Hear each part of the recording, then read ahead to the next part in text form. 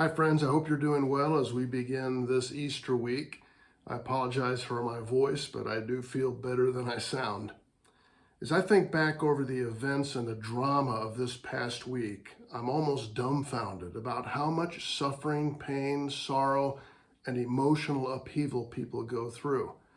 Of course, we've read and seen, watched on the news, the events in Nashville, the tragedy with all of those families, and try to get our head wrapped around that. Many of you that went to the same college that I went to have seen all of the distress going on there and are saddened by it.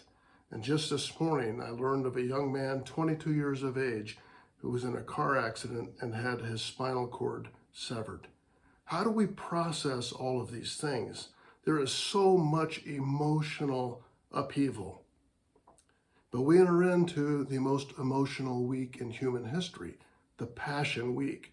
And what Jesus experienced in his death, his burial, and his resurrection expresses to us really the essence of the gospel and the passion that was put forth for us.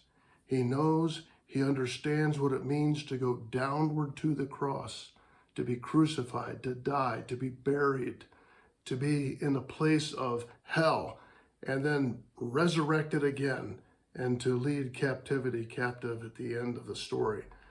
It's just an amazing, amazing thing. But this is really what gives us hope and helps us to get through it. Because there has not only been great suffering this past week, there will continue to be suffering in this world.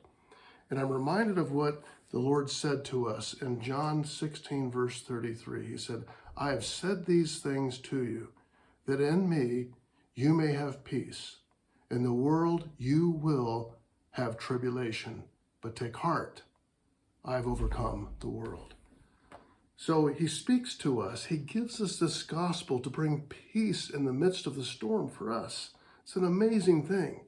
And that peace comes in the power of the gospel, the death, burial, and resurrection of Christ. But this life is hard. It is not easy. We cannot wrap our brains around everything that is going on. But he says, in the midst of this, you can take heart because I have overcome the world. He gives us the greatest hope we could ever long for. I hope you remember that as you walk through this week of passion. Take care.